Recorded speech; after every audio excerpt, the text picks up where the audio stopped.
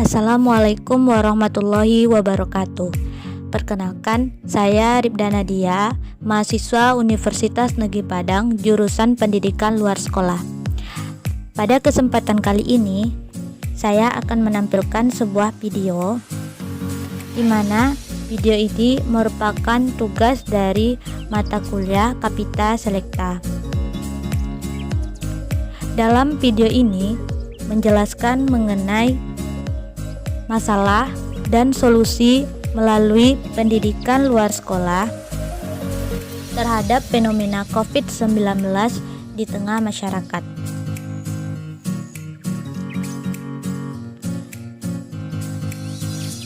Masalah yang pertama yaitu dampak penggunaan sistem daring dalam pendidikan anak di masa pandemi COVID-19.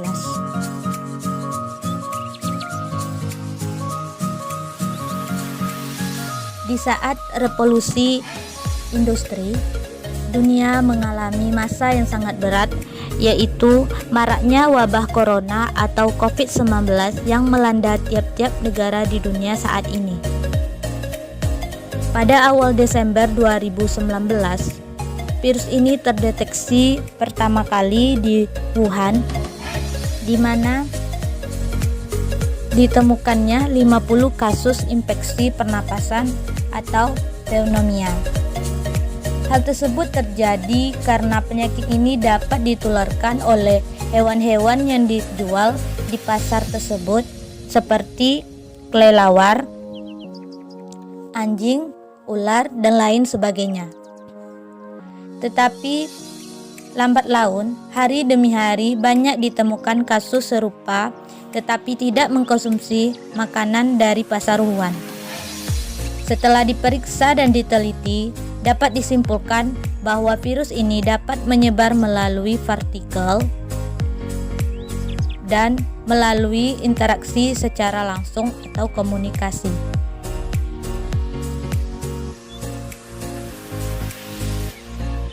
Alih-alih mereda dalam waktu sekejap, virus ini menyebar hampir ke seluruh penjuru dunia. Menurut data per 17 April 2020, sebanyak 211 negara di dunia terinfeksi COVID-19. Total yang terkonfirmasi yaitu 2.181.508, meninggal 7.337, dan sembuh 554.889.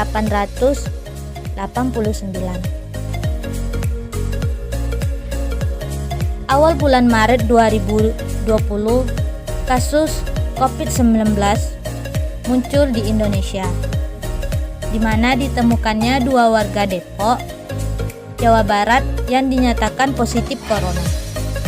Perlahan-lahan virus ini menyebar di wilayah Jawa Barat hingga hampir ke seluruh pelosok negeri. Jumlah kasus semakin meningkat. Menurut data per 21 April 2020, sebanyak 7.135 orang terkonfirmasi positif corona. 616 meninggal dunia dan pasien yang dinyatakan sembuh yaitu 842 orang. Berita dari CNN. Maka sesuai dengan Kepres nomor 12 tahun 2020 tentang penetapan COVID-19 sebagai bencana nasional, Presiden Joko Widodo mengimbau untuk minimalisir penyebaran virus corona, di mana mengimbau kepada seluruh masyarakat Indonesia untuk bekerja dari rumah, belajar dari rumah, beribadah dari rumah. Hal tersebut ditindaklanjuti melalui Surat Edaran Nomor 19 Tahun 2020 oleh Menteri Pendayagunaan Aparatur Negara dan Reformasi Birokrasi yang berisikan penyesuaian sistem kerja aparatur sipil negara. Kemudian, langkah-langkah yang dapat ditempuh dalam keadaan seperti ini yaitu isolasi. Isolasi merupakan pemisahan individu yang terjangkit suatu penyakit menular dari individu lain yang tidak terjangkit. Konteks ini biasanya dilaksanakan di fasilitas kesehatan seperti rumah sakit. Yang kedua yaitu karantina. Karantina merupakan cara yang telah lama digunakan dan efektif dalam mengendalikan wabah penyakit menular. Kemudian pembatasan sosial dapat diterapkan dalam situasi yang diyakini telah terjadi penularan dalam komunitas. Yang keempat yaitu penahanan komunitas.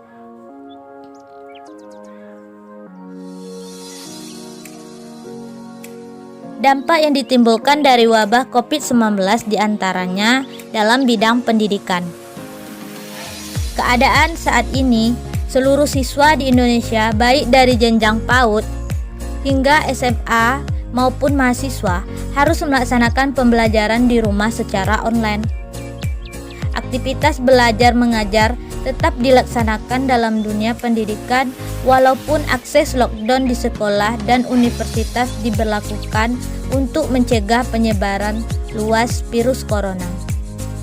Kebijakan pada pendidikan bahwa aktivitas belajar mengajar di sekolah dapat dilaksanakan menggunakan e-learning berbasis daring di rumah dalam kurun waktu 14 hari yang telah dikeluarkan keputusan dari pemerintah pusat ataupun daerah untuk mengantisipasi penyebaran di lingkungan sekolah dan universitas. Di tengah karantina, karena pandemi global saat ini, berbagai pihak harus berperan aktif. Salah satu pihak yang berperan adalah orang tua.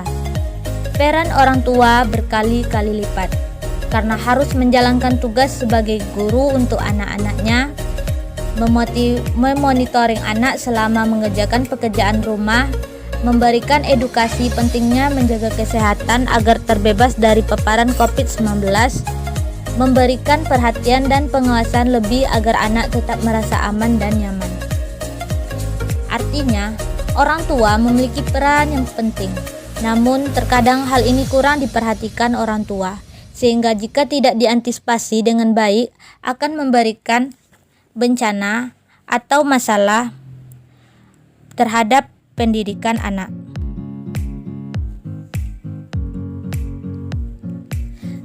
Kemudian, bagaimana peranan atau solusi melalui pendidikan luar sekolah terhadap masalah ini?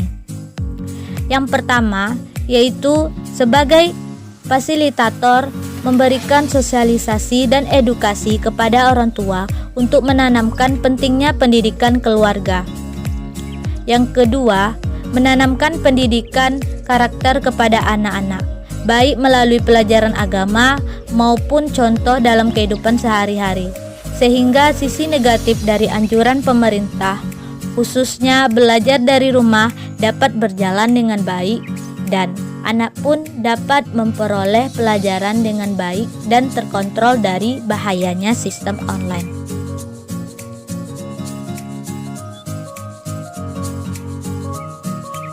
Masalah yang kedua, yaitu banyaknya PHK akibat terdampak dari wabah corona.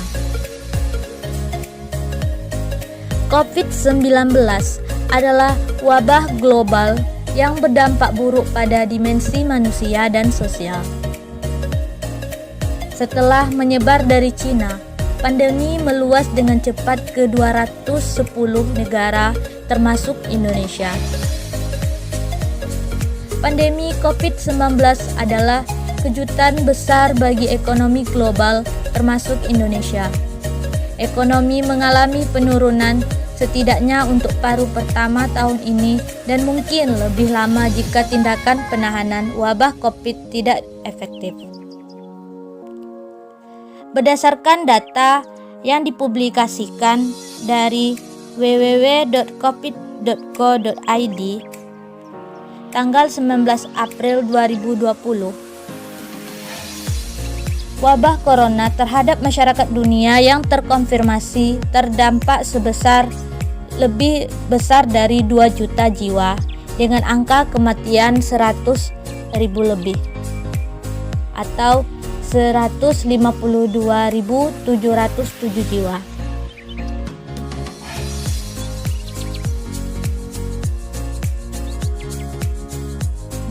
Akibat fenomena ini,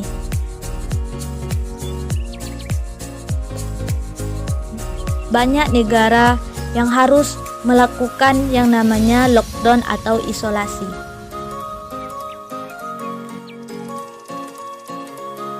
Begitupun pemerintah Indonesia juga menerapkan beberapa kebijakan dalam penanganan COVID-19. Di antaranya pembatasan sosial skala besar atau PSBB, hingga larangan mudik atau pulang kampung. Semakin meningkatnya jumlah pasien yang diakibatkan COVID-19 membuat pemerintah Indonesia mengeluarkan berbagai kebijakan untuk dapat menyelesaikan kasus COVID-19. Salah satunya dengan mensosialisasikan gerakan social distancing atau masyarakat menyebutnya dengan hashtag di rumah aja. Ramai digaungkan di media sosial seperti Instagram dan Twitter. Upaya isolasi yang diberlakukan oleh pemerintah telah memaksa banyak perusahaan.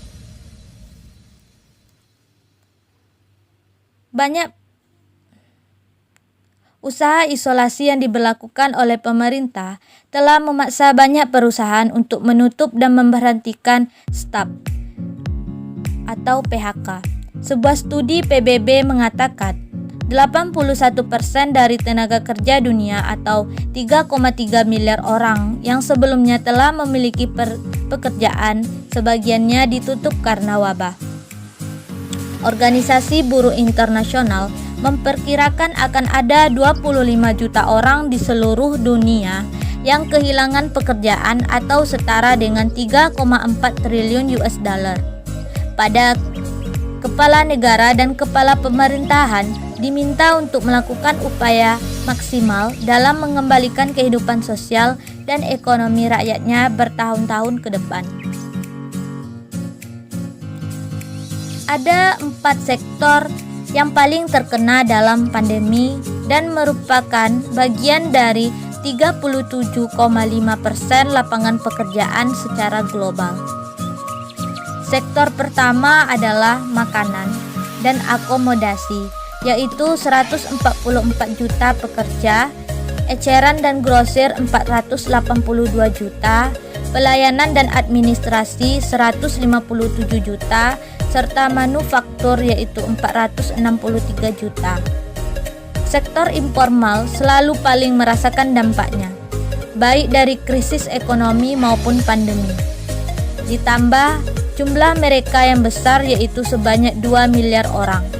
Ini setara dengan 61% jumlah pekerja di seluruh dunia. Belum lagi bila pemerintah dari negara yang terdampak tersebut tidak berhasil melindungi mereka dari kemiskinan. Data dari Gugus Tugas Percepatan Penanggulangan COVID-19 per April 2020 menunjukkan total jumlah kasus positif corona di Indonesia mencapai sebanyak 6.575 pasien. Sementara pertumbuhan ekonomi diperkirakan mengalami penurunan dari 5,4% menjadi 2,5% dan bahkan bisa menjadi minus 0,4%. Kondisi ini tak hanya sekedar mendisrupsi perekonomian, tetapi juga telah menginterupsi pergerakan ekonomi. Krisis akibat COVID-19 saat ini terjadi secara simultan, sehingga akibatnya sangat dirasakan oleh kelompok rentan yang semakin terpuruk, di antaranya kelompok usaha yang membutuhkan keramaian massa, kelompok pekerja harian lepas, pedagang kaki lima, para buruh yang terdampak PHK, petani, masyarakat miskin, dan seterusnya. Peranan atau solusi melalui pendidikan luar sekolah terhadap masalah ini yaitu: yang pertama, PLS sebagai agen pemberdayaan masyarakat menjadi agen perubahan yang memberikan berbagai pemberdayaan yang berorientasi kepada potensi yang dimiliki masyarakat sehingga dapat berkembang walaupun dalam kondisi saat ini. Yang kedua, peran lainnya yaitu memberikan sosialisasi, menjalankan berbagai pelatihan keterampilan sehingga memperoleh bekal dalam menjalankan usaha.